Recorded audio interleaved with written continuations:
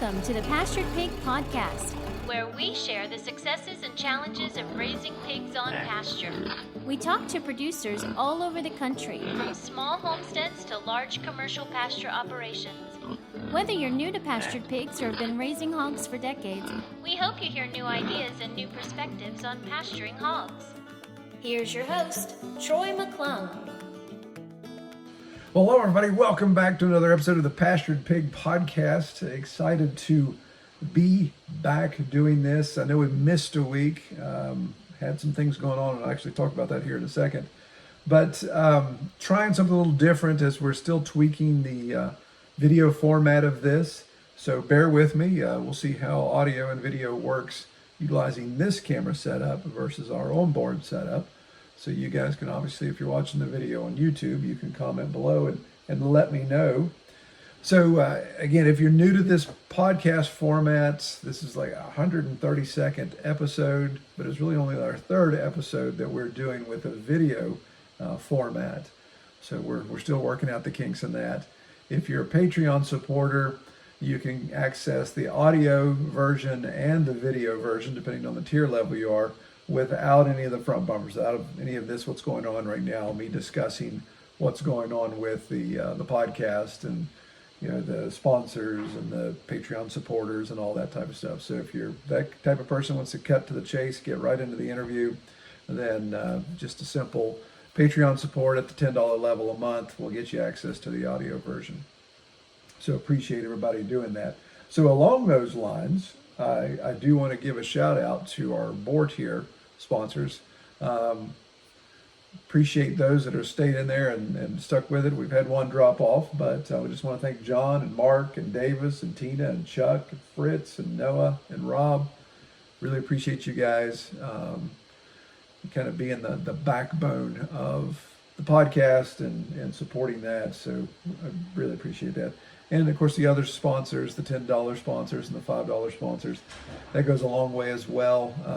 It really helps. There's a lot of management, hard drive space. My little hard drive here is flashing. It's getting close to being full. The lights we're trying, the different camera things. So there's some equipment investments that we're looking to do and to maintain and upgrade. And old Mac, newer Mac, this Mac's probably going to croak at some point. So just all those things that go along with keeping the whole electronic world going. So I appreciate the support. All that goes right back into supporting this stuff. So thank you all for that. I usually always try to do some updates. As far as pig updates go on the farm, not a huge change. Still have our three breeding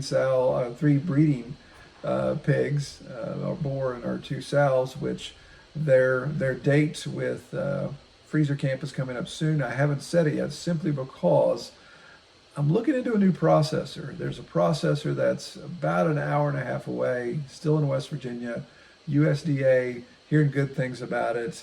Our existing USDA processor in Charleston, they're okay. They're not great. They have issues. They're still not doing any hams. I don't know. My quest for a good processor just continues, and it does get a little frustrating. I don't necessarily need USDA for these three animals because this is just going to be personal consumption, especially since one of them's a boar.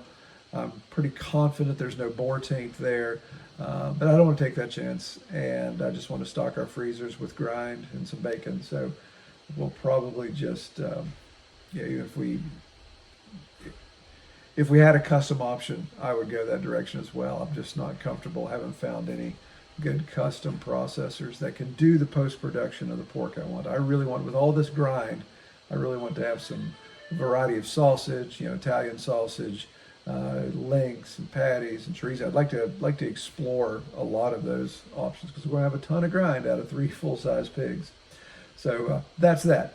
Along the same lines, so our last episode, I mentioned we're about a week off. So I was trying to do every 2 weeks, and I missed a week simply because my trip to Tennessee to do flood relief, I was back and forth on how long I was going to be down there or just going down for the initial assessment, and then the team would go without me. But I ended up going with the team. I'm really glad I did. Man, what a blessing it was to be a part of helping these people out. Those people just lost everything.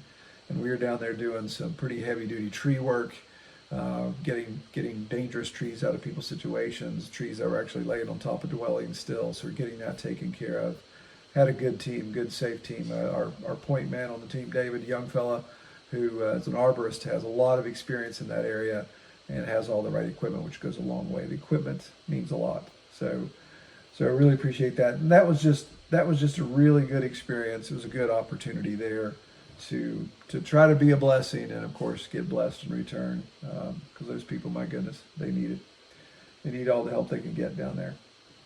Well, I want to give a shout out to a sponsor, and a sponsor, I don't want to make it sound like it's bigger. This is bigger than it is. Sponsors are just companies that I work with throughout our entire media group, and so sometimes I value add their partnership with us by bringing them to the podcast and some other things. So what I want to mention today, and I know there's some people that listen to the podcast that watch the YouTube channel that are local, so this is really going to be more of a local flavor.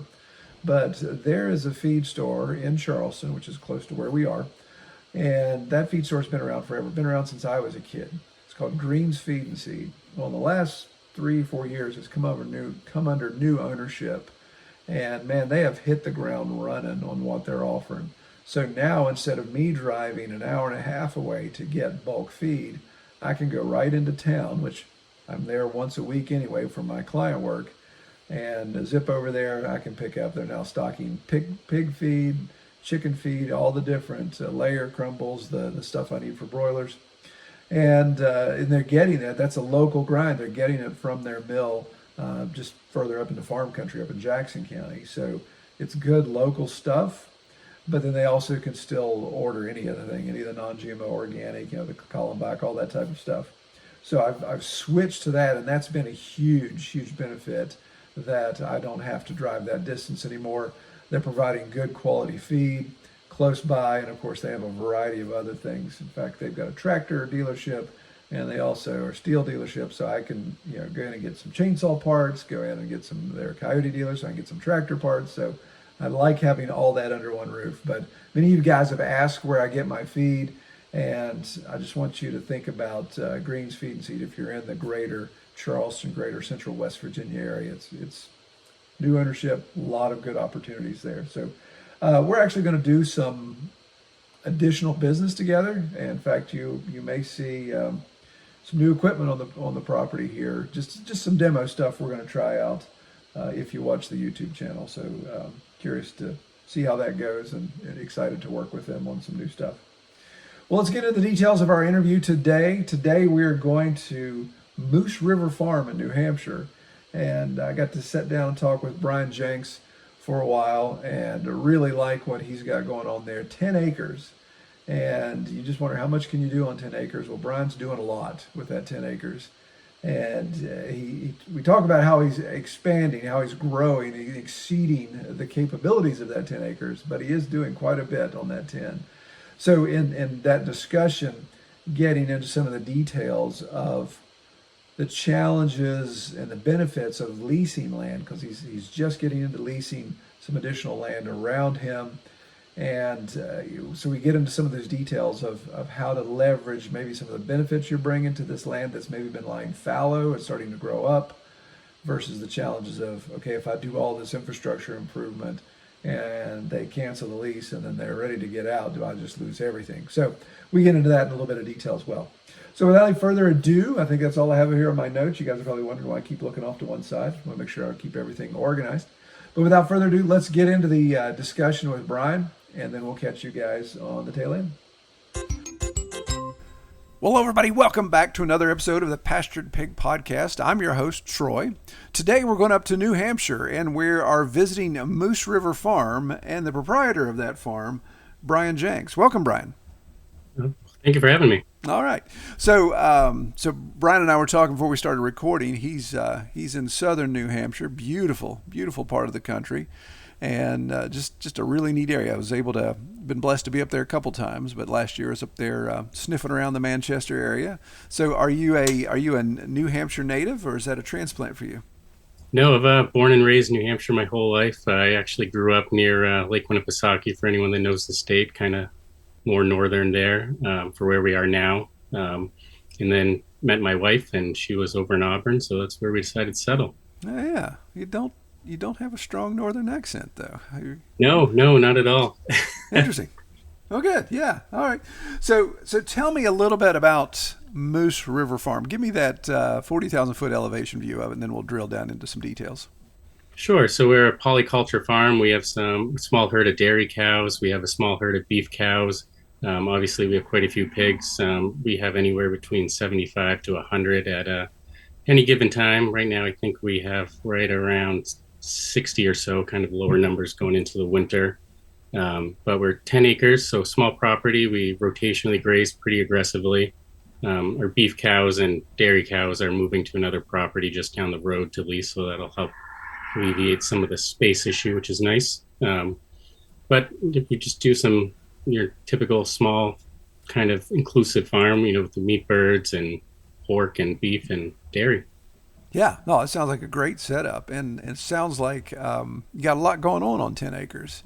It is a lot going on. We were lucky enough to be able to the last couple of years use our neighbor's property as well, and he's got 40 acres of silvo pasture. So it's not all, I guess, super contained to the 10 acres, but as we get into the winter, everyone's being pulled back into their kind of winter paddocks to avoid, even worse mud season come spring or Right. January thaw or whatever happens. Right. You probably are. You guys aren't into the freeze yet, right? Probably just getting heavy frost. Nothing frozen yet. Yeah, nothing super frozen yet. We've had the last week, it's, dipped down into the 20s at night, but, today it's really nice out. It's 45 degrees and sunny, so take those all, as long as we can. Right. Absolutely. For sure. All right. So on that 10 acres, and you said you kind of, again, spilling over into the neighbor's 40. So on that 10 acres, was that an established farm? I know in your pre-screen, this is a first generation. You guys are first generation farm. So was this an old abandoned farm that you guys picked up? Was this some family land? What was the details there? Not at all. It was a disaster when we bought it. It's a long, narrow 10 acres, long and skinny. Just happened to be a good deal. When we found it, it's zoned agricultural, which is why, it happened to work out. We didn't start farming as soon as we bought it. Kind of happened afterwards. But the property was pretty trashed beforehand. The person who'd owned it before was, had been there for 60 years and long-time hoarder. So, we've probably pulled 7 or 8, roll-off dumpsters worth of metal and car parts and what have you out of here. So it's come a long, long way from where it was. But so it's established now-ish, but not quite where I want it, but it's getting there. Yeah. Oh, I can relate to that. My story is very similar. 24 years ago, bought this place, and the roll-off dumpsters, you get an idea of just how expensive those are. They just keep filling up and filling up and filling up. We got up after a while. Yeah. So obviously cleaning up the land. I'm assuming that portion of New Hampshire that it's probably fairly flat to rolling, right? Nothing too crazy as far as elevation goes. No, I think we're technically like 180 feet above sea level, so we're pretty flat and low. The unfortunate part is that the road in front of us, we're kind of in the middle of a valley, so we are in a fairly low spot. So our biggest issue every year is, the mud and trying to navigate, drainage and all that other fun stuff. But as far as when you're standing on the property, it's pretty much as flat as can be. Yeah. So what got you down this path? I'm going to assume by looking at you, that's the beauty of video, that you're a fairly young fella. So I assume that, as you said, first generation. So what got you into this direction? Or is this something you went to school for? Is it something, hey, it's just time to change lifestyle? What? No, it's so I'm a paramedic by trade. Went to school for that. I was a full-time firefighter up until a few months ago, and then the farm's finally taken off enough where step back from that. I do some overnights and, part-time work, if you will. But no, so I grew up, my mom had chickens. We always did meat birds growing up. We had some meat rabbits, and I always wanted to do pigs, and she never wanted to. So when we bought this place, I thought, hey, let's try it out. And then actually we had bought a whole share from a farmer down the road, and very nice guy, and it was probably the worst pork I've ever had. And, come to find out, he just fed it truckloads of bread and leftover stuff. So I was like, you know what, we can do that better than, him. So that's kind of where it got going. Wow. Yeah, no, that's great. That's great, man. Yeah, yeah. The old "you are what you eat" really plays out in that situation. Yeah. Oh, good deal. All right, so let's drill down on the pig setup here. So you threw out a number there. You said at times that you're a 70 to like 150 pigs. So that's that's a decent sized operation, especially on 10 acres and maybe a family gig. So drill down to that a little bit. What got you there, and how did you get to those numbers?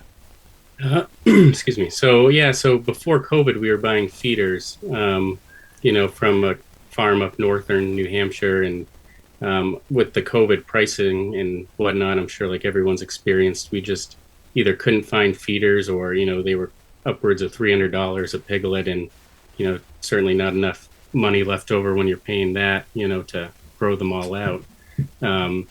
So we decided to start doing farrowing, and started with a group of 2 gilts and a boar, and kind of expanded from there, kind of messing around with genetics quite a bit. So right now we have, 5 sows, a couple of gilts that we're just kind of holding on to see how they grow out, and then still that original boar, and a couple other boarling prospects, I guess you would say. But we then, once the COVID kind of died down, and we bought some piglets off of some other farms, and just weren't very impressed with the quality of the piglets, genetically, or how they were growing out. They were either taking too long, or they just never kind of reached their full potential. So once we already had the breeding pair, it's like, man, we can do this better than those guys.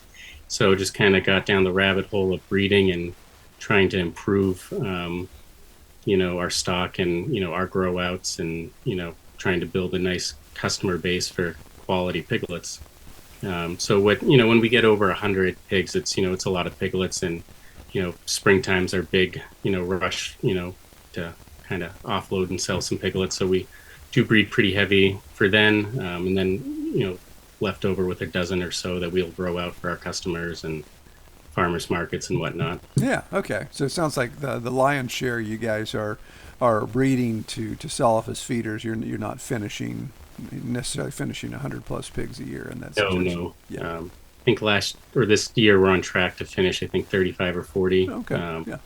And probably with our current setup and property, I don't want to go too much past that, with rotating, and the pigs are doing a great job cleaning up the back half of the property. But it's only a few more seasons of that before they'll finally knock down all the weeds and brush and all that good stuff.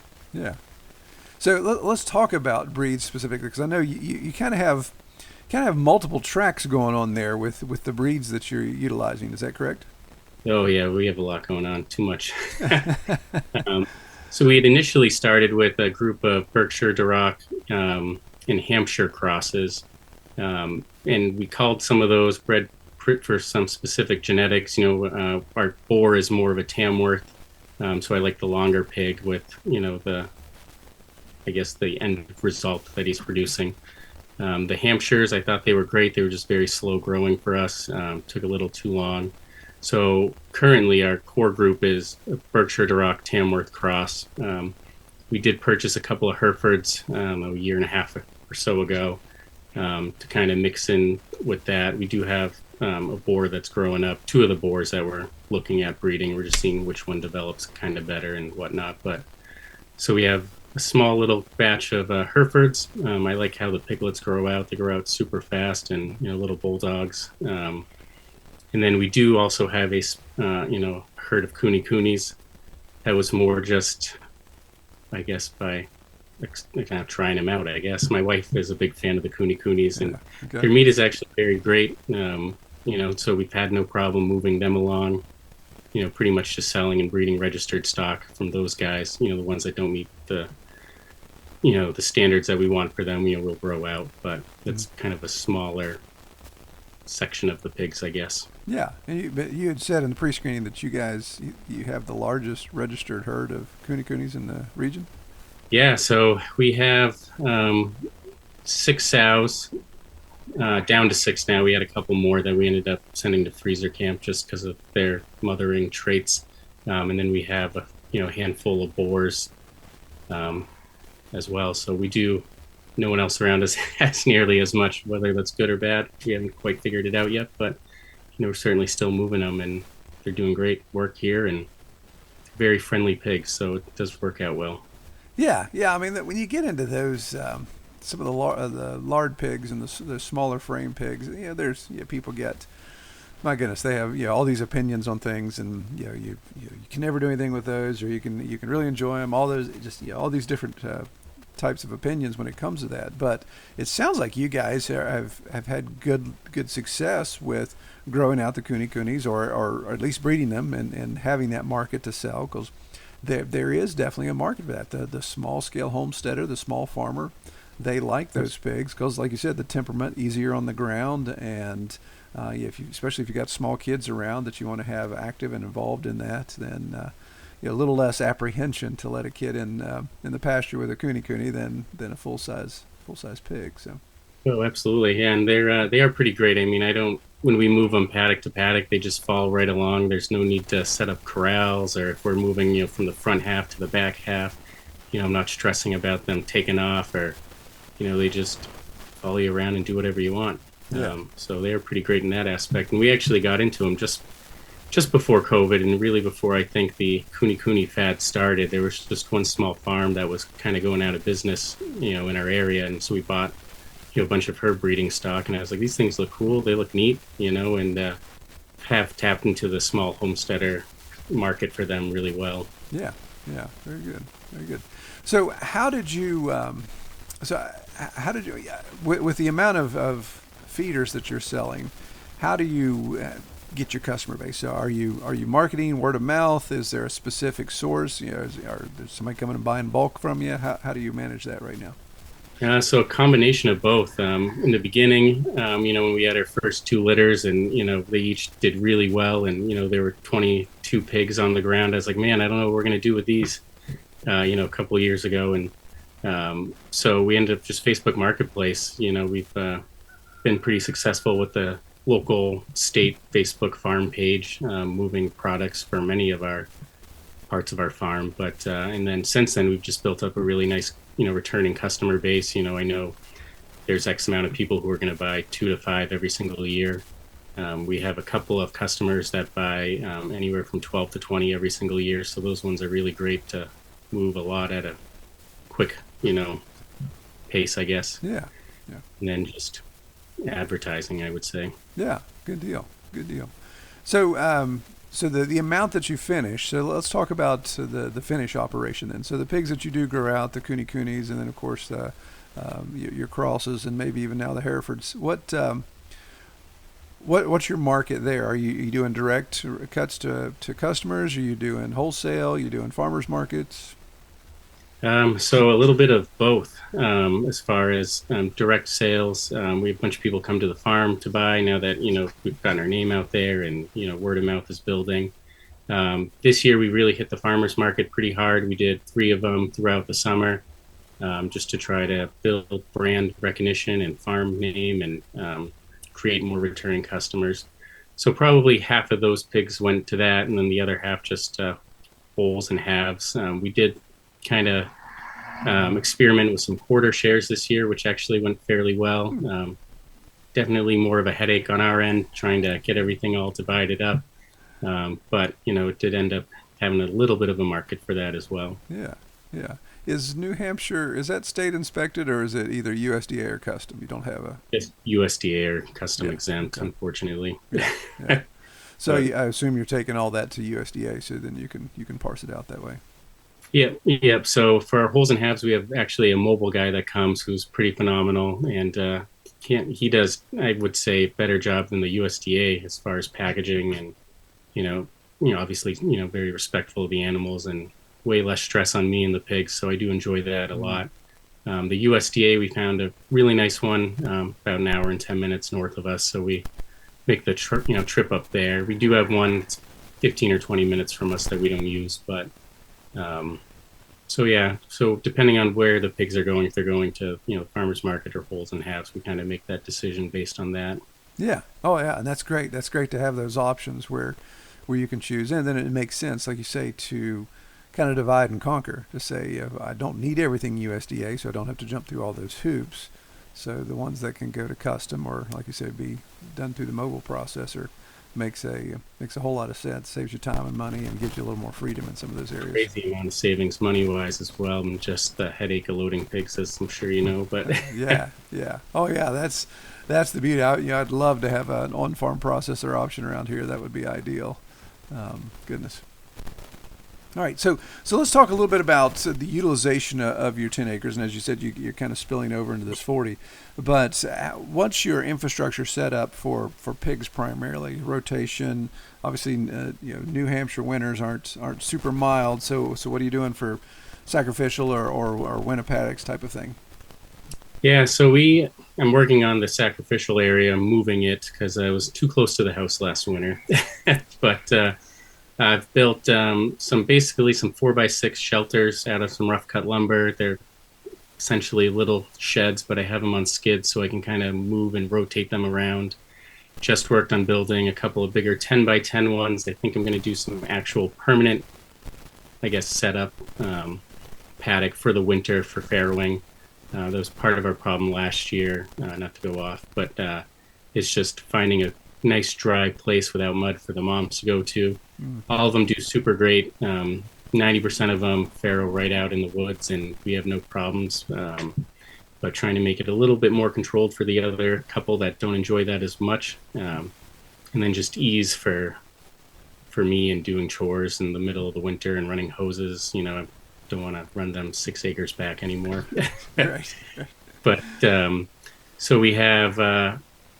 So basically just some smaller pens using pig panels and some electric, and spent a whole last week with an excavator building up some areas, about a 1/4 acre pasture for some of the moms and the boars, just to try to alleviate some of the stress in the springtime with, the rain and the mud and all of that good stuff. Yeah. But as far as rotating goes, we just one strand of electric, everyone's great, and I just kind of, big long rectangle, or a couple of the areas I have some heavy brush still that they're working on through, so I'll leave them a little bit longer in those areas, and just kind of, as I see what needs to be mowed down by them, I just kind of rotate them in that area. Yeah, no, that's excellent. Yeah, and you may have mentioned this, and I may have missed it, but so are you leaving your boar in there with the 4 sows and the other gilts that are coming on, so that he can breed whenever, or are you trying to be a little bit more regimented in that? More regimented. So he's by himself right now, and he's not too thrilled. He's a good boar. He's super friendly. I can get in there and not worry about him. Still don't bring the toddler in with me, but he was in with the 2 moms that one mom gave birth 2 nights ago, and she and this other mom were not very good first-time moms, so we were giving them their second chance. I didn't want to hold on to them all winter long to have a bad result, so we ended up breeding a little earlier than I wanted with them. But so he hung out with them all summer long for the last couple of months, and then I just separated them just before the farrowing.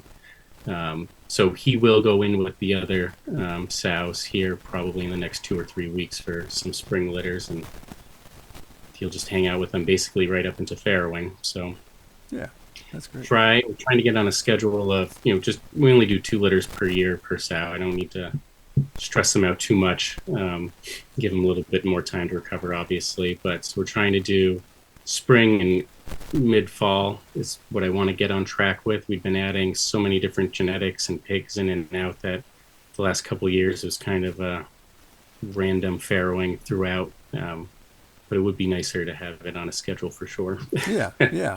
Well, and it sounds like as you get, like I said, as you get your system nailed down, get your infrastructure the way you want it, then being able to manage that will become more intuitive, and then being able to track that data to say, okay, let's actually start looking at specific breed lines here, because I know you're doing a lot of cross work there, or exploring that, and being able to track that and have that data management in place. Yeah, that absolutely. Yeah, it's good. Good deal.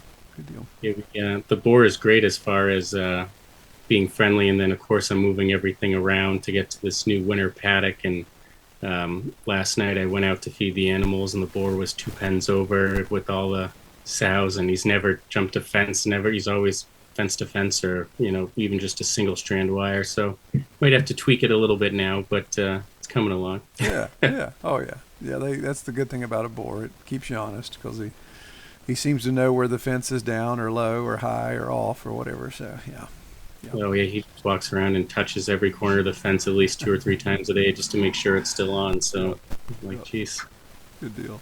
So, Brian, explain to me a little bit. So, you talked about polyculture, and I just think that is so important. I mean, I love talking. Obviously, I love talking pigs with people, but I love hearing about setups where there's polyculture involved in multiple sources of revenue, multiple sources of protein, all of the things that go along with that. So, how does that factor in with your pig operation? I know your pigs are kind of your largest element of the farm, but are you keeping those completely separate in their own little areas? Is there some commingling going on there? Are you utilizing any opportunities like that? Yeah, so we've been trying to build soil health a lot the last couple of years. We had UNH come out. They have a great agriculture department, and they came out and did some soil samples, and the pH was pretty awful and everything else was pretty dead from the junkyard of the mysterious junkyard throughout the woods. So we rotate and follow animals through quite a bit. So at the back, probably quarter of our property is still pretty untouched as far as pigs go. And you can't even see your hand, foot in front of your face with the brush type of deal. So we run the pigs pretty heavy through those areas. Then, the chicken tractors, I'll kind of rotate through them to get some fertilization. And then the cows, enjoy everything that no one else can touch, the jerseys for our dairy cows. And then I'll go through with the tractor, either York rake everything up, clean it up, seed it, let it, stay closed off for a little bit. And then, for example, probably the middle section of our property is all, knee to waist high, beautiful pasture grass, silvopasture. It's looking great. The pH is finally awesome again. So, let the jerseys through there first, so they can have, their section of grass and pasture, and I'll rotate the pigs through there pretty quickly, so they're not tearing it up, but and then let it rest for a little bit, and it comes back great and stronger and better. And then we have our egg laying hens just kind of do whatever they want over the 10 acres, and they pick up everything else that everyone else misses. Yeah, that's great. Yeah, I just love that setup, and it sounds and what you said there, keeping the pigs moving quickly across that pristine pasture, so they don't cause issues, big divots or big holes that could be issues for the cattle. But no, I think that's great to be able to take advantage of those, because each one of those animal types, of course, are going to bring different benefits to the ground when it comes to not only fertilization, but how they scratch it, how they work it, and of course you get into the whole fly larva type thing with the chickens busting up the manure, all the benefits of that. That's great. Yeah, that's pretty slick. So I got to ask you, when you keep talking about the junkyard that was the property, you probably run the same thing I do. Are you just amazed where you think you've got a certain area cleared up, and then the pigs come through, and then they unearth just something random? It's like, yeah, it's terrible. He's finally like, oh, this is looking great. And I think it was a month or two ago, one of the Herefords was running around with parts of a drive axle in her mouth, and the other one had an ashtray from a Chevelle running around. And just I feel like every time I get one section clean, they just find more and more stuff. Yeah, it's amazing. There's something about, I don't know if the pigs just getting bored, or they just have a heightened sense of knowing that, okay, over here, it's 3 inches down, 6 inches down is something that shouldn't be there, and I'm going to take my face and try to dig it out. And when they find it, then they just move on. But yeah, I've done the same thing. Still, just areas. I mean, like I said, we've been here 24 years, so areas that I think are completely devoid of garbage, they'll come back around and it's like, hey, look, there's a car part, or there's something off an appliance. It's like, go figure. So.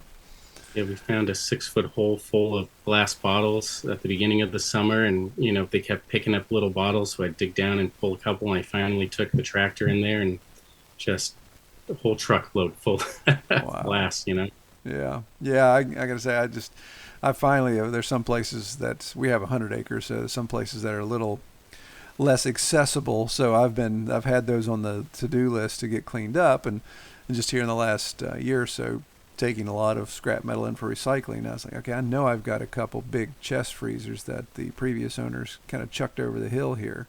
So I'm going to go with the tractor, fish those out, put those in, because that'll be some decent scrap recycling. Well, I didn't even realize they had filled the chest freezers full of garbage. So all these garbage bags that, 20, 30, 40 years old. So when I grab those chest freezers, they all just dump out all this raw garbage on the ground. So I have to go back and bag it all up and dispose of it. So yeah, it's great. Not at all. Yeah, you want to wonder what was going through the minds of the individuals, the previous property owners, and it's like, well, previous generations, we all did that. I mean, I'm old enough to remember when we didn't have trash service where I grew up, so you had to come up with some way to get rid of it. So, yeah, it's true. It is what it is. So, let's talk about feed for a second then. So, I being up in that neck of the woods, I'm sure you have some pretty good feed options. What have you landed on with your pigs for feed? Are you just doing conventional, or are you trying to explore different things? Yeah, so we've actually been messing around with feed and diet really heavily this year. As far as passive forage and stuff, we're not quite where we want to be for them to, there's grass and weeds and stuff, but obviously they need more than that, quite a bit more.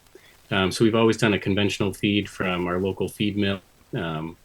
We buy enough in bulk now that we kind of have our own custom blend. So we do non-GMO, which is pretty nice.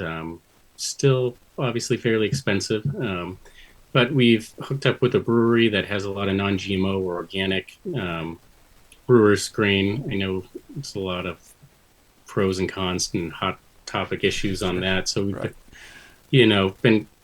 we don't feed any more than 25 or 30% to the pigs at any given time. The breeding stock will feed a little bit more too at times or less.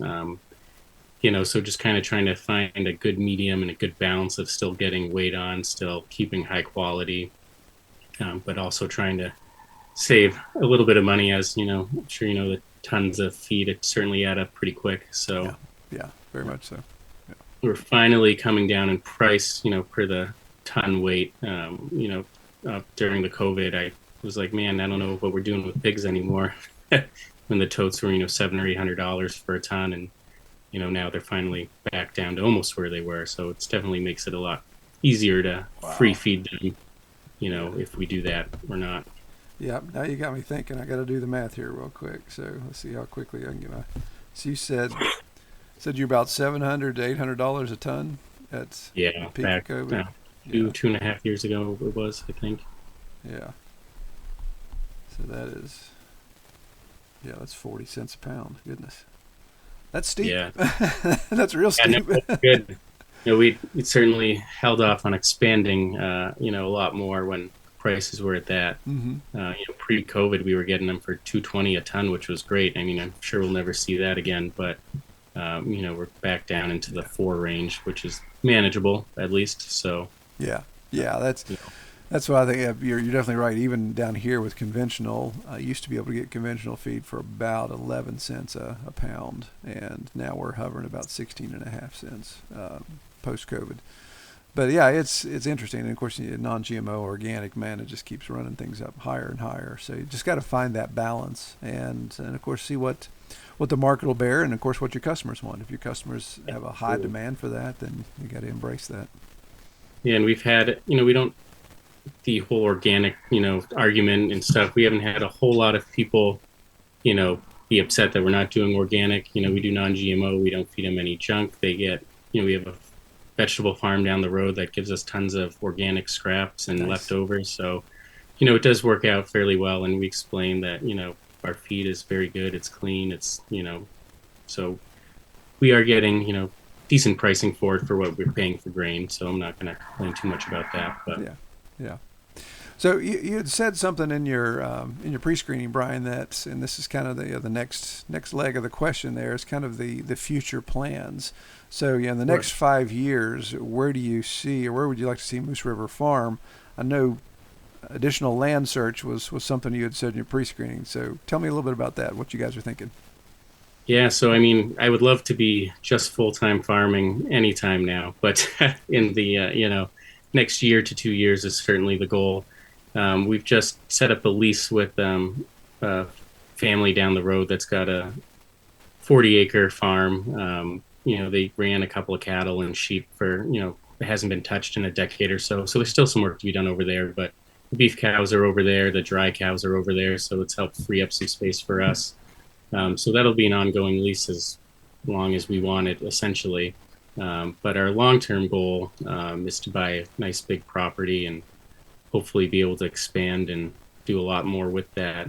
We had some highs and lows with trying to search for some property that, prices are pretty crazy up here. Yeah. Especially the bigger properties. No one's using them for farming around here anymore, so it just makes it a little bit tougher. But we're in the final process of buying a fairly big farm this past summer or a couple months ago, and the guy ended up pulling out last minute. So we're back on the search, but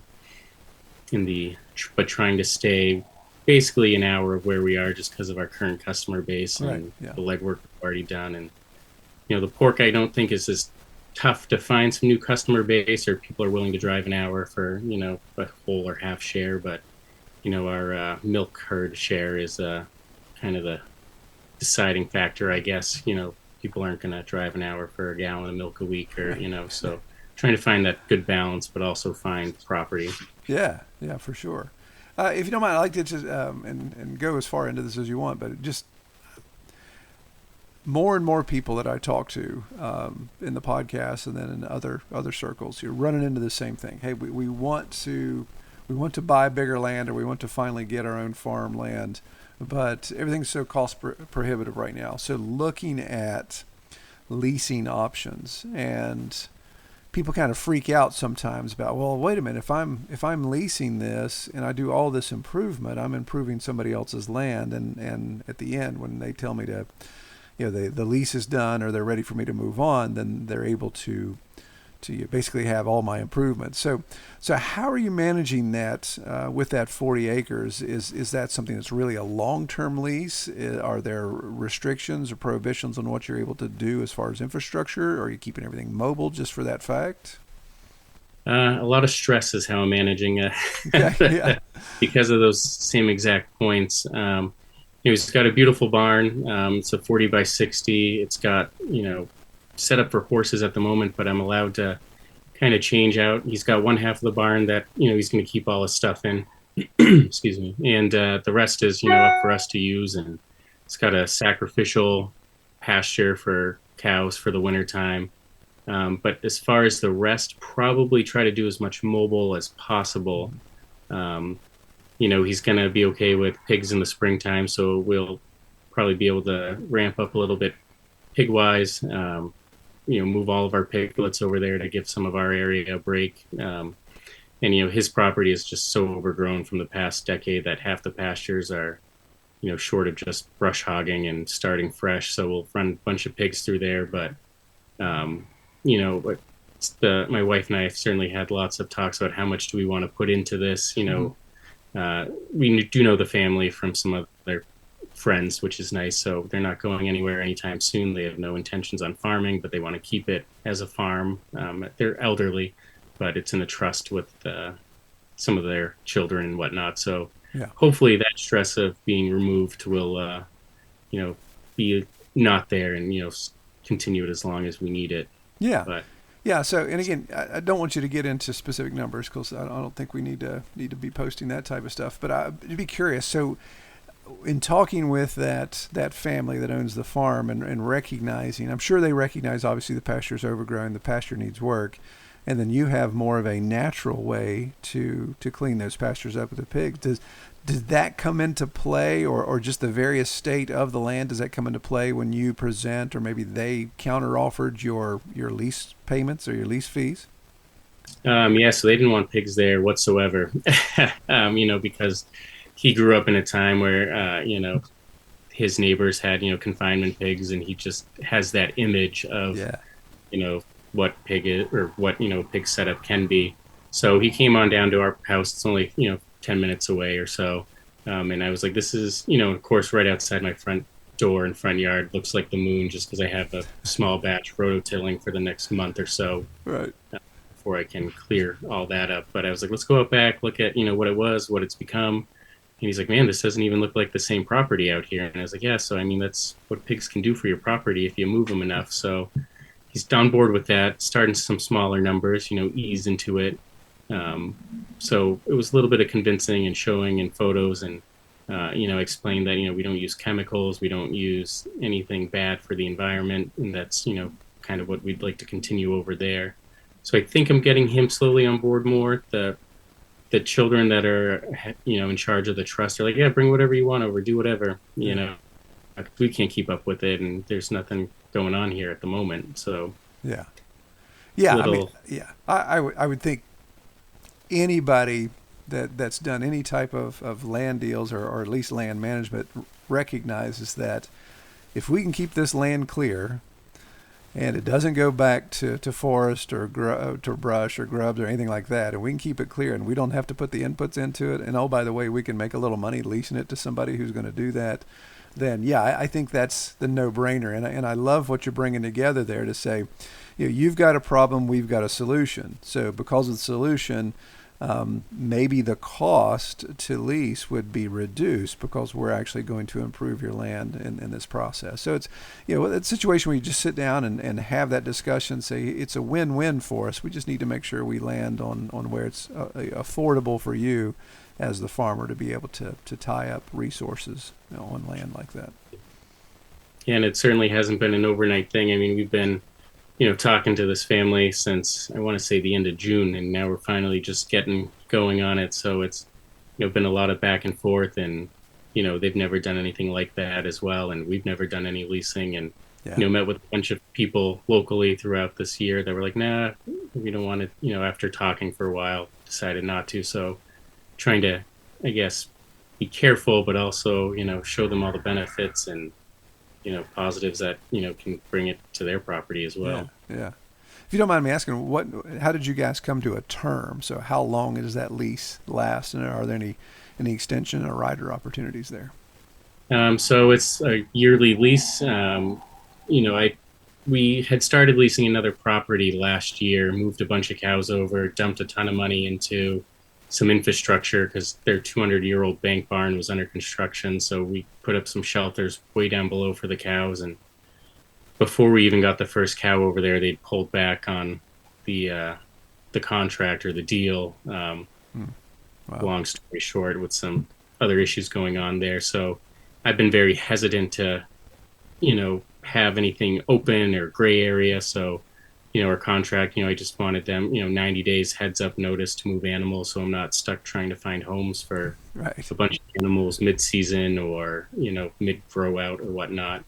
And he's pretty okay and on board with that. And with his background, he's very regimented with, wanting a contract and wanting, stuff to be in place to protect both sides. So, yeah, no, that's good. And that's good. And there's wisdom in researching that and getting to the details of it. And like you said, that's a key point to say if there is an opt-out opportunity or an early termination clause, then making sure there's at least some coverage there to give you enough time. Or hey, this can only happen at the end of the grow-out season because and when these pigs go to freezer camp, then okay, it's not that big a deal. But if they're have to be transplanted to another farm for the remaining 2 months, then something like that, then that could get really expensive. Yeah, I don't want to have to deal with their experience for sure. Yeah, excellent.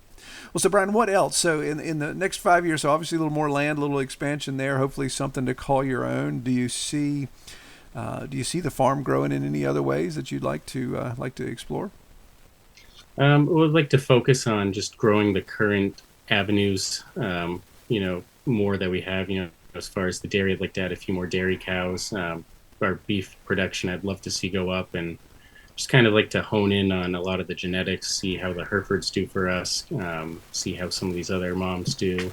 As far as other avenues, not sure if, we'll add any other animals, just trying to really rein in on what we have and try to capitalize as much as we can with what we have and putting everything to use. As far as other animals, not sure I want to add a whole lot more. It's still pretty busy with one person mostly. Yeah, So. For sure. Yeah. Yeah. Yeah. Good deal. Good deal. Toddler's not quite old enough to be super helpful yet, although he does enjoy it. Right. Yeah. It can actually be a little bit of a boat anchor at that age where you got to keep an eye on him all the time when he's doing whatever.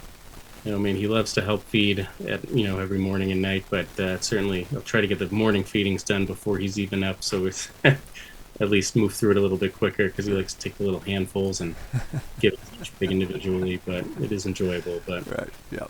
Well, it's a good life lesson for him too. That's going to be a great experience. yeah, absolutely. Well, all right. So, Brian, if people want to find out more about you, how can they find you on the web? So we're pretty active on Instagram, a little bit slower the last couple of months, just been trying to catch up and get back to posting regularly. But Instagram, Facebook, Moose River Farm. There is a Moose River Farm in upstate New York, I guess. So we've had some issues with that. So we're trying to work our way, maybe be Moose River Farm NH, but Moose River Farm. Yeah. Excellent. Excellent. Well, I really appreciate you coming on the podcast. It was a pleasure talking with you, and really appreciate the conversation. Awesome. Well, thank you for having me. I appreciate it. All right. Well, you take care. All right. Well, I really appreciate Brian coming on the podcast. Really hope he can work out more of those details with lease and finding new land. My goodness, that's such a challenge. And my heart goes out for a lot of the younger people out here that are trying to do some really good agricultural things, and just running into that wall of cost prohibitiveness when it comes to land. Land is just so expensive right now across the board. Even here in West Virginia, land has just skyrocketed in price since COVID. So I'm hoping at some point that will adjust, and this younger generation can have the opportunity to afford some agricultural land to be able to keep this regenerative agriculture movement going, that we don't have them tied up in ridiculous leases or some sort of indentured servitude as landowners and serfs type situation. But anyway. Well, if you would like to be on the podcast, if you know somebody that should be on the podcast, or you've got a topic you'd like us to talk about on the podcast, by all means, go to the pasturedpig.com website, use our contact form there, put in a little pre-screening information, and I can get that, and we'll get that scheduled. We've got a couple other interviews lined up here, excited about that. As we get into the Christmas season, things obviously get a little tight, but I think the way this will work, if my two interviews work out the way they're supposed to, that should carry us through the holiday season, and then we'll kind of hit the ground running in January with new lineup. Well, I appreciate everybody watching. I pray you all have a great week. Take care. We hope you have enjoyed this episode of the Pastured Pig Podcast. To learn more about our podcast, or to submit topics or recommend guests for future episodes, visit redtoolhouse.com.